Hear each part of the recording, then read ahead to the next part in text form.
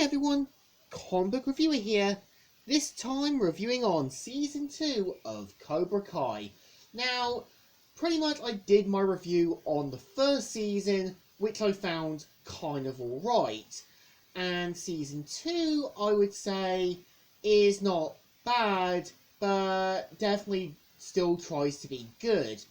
So the premise of the second season that came out in April 24th, 2019 is going to follow John Kreese trying to slowly get back into Cobra Kai and try to make Johnny believe he's changed. And you can tell Johnny wants to believe deep down that John Kreese has changed, despite his friend's protest, Daniel's protest, as well as other people, because they know what John Kreese is like. And of course, we do see how Daniel plans to start his own dojo and tries to do his karate lessons the more right and honest way. And when we do see Daniel starting it off, it goes off at a rocky start, but we do see how other potential candidates show up. A potential third one, Dimitri, who used to be the friend of Hawk before we went bad. And I think the point of Dimitri is meant to be a counterpart to Hawk. You can tell he isn't going to go full-on violent, but knows when to handle a situation. And I think the second season, in my opinion, has a bit of a moral and a message that sometimes when you're starting something the right way, it might not always go the way you intend to, and sometimes not everyone is going to be on board on something.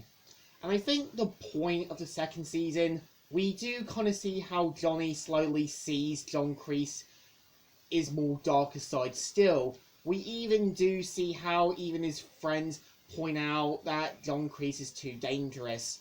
I think the difference between Johnny and John Kreese is, I think John Kreese was just too far gone to get help, while Johnny did able to turn his life around. And I think the point with Robbie, I would say, with Miguel, are meant to be counterparts. You can tell Robbie really does want to do the right things, but we do kind of see how at times, wants to believe he does the right things, and I think thinks through his actions, but at least admits them. I think the point of Miguel is, you can tell, does question John Kreese's methods, and you can even tell Johnny still sees Miguel's potential. And I would say, there's moments where I do think the second season could have been a bit more better, because I think when you've got the kind of man-child character Stingray, I just think was thrown in to be that kind of over-the-top stereotypical fan, even though it could have been a guy who was a high schooler who was interested in karate. And I kind of feel, the ending where Miguel ends up getting hurt didn't really work. Again, I think if it had both Robbie and Miguel in a bloody standoff, and both of them in bad conditions, leaving Daniel to feel responsible for allowing Robbie to be put in the hospital, the same with Miguel, and even having both Johnny and Daniel blaming each other for allowing it to happen. And I think the point with Amanda does make some justified points. I think the point is, had Daniel been more of a friend or helped with Cobra Kai, maybe some things could have been avoided.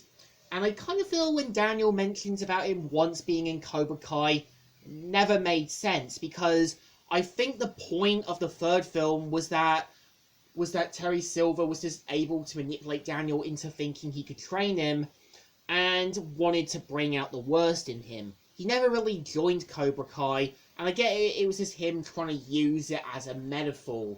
But I think at the same time, I would say there's a difference between Daniel and Johnny's methods.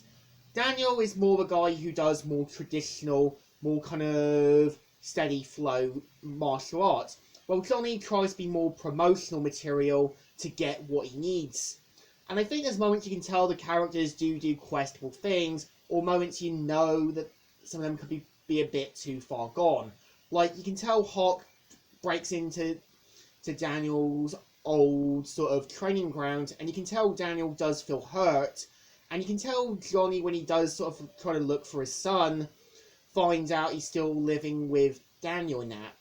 And I think Robbie really did deserve a bit better throughout the series, because I think if they both had him and Miguel both badly injured and in the hospital, this would have had both characters like Daniel and Johnny both sort of remaining silent, but blaming each other for allowing it to happen. I just think it could have ended a little bit better, in my opinion. So I think, to me, is that Season 2 of Cobra Kai isn't perfect, but it is putting itself on the right track. So I think the second season deserves 2 thumbs in the middles. It's an average season, but you know the heart's going to be in the right place. So, Comic Reviewer here, signing out.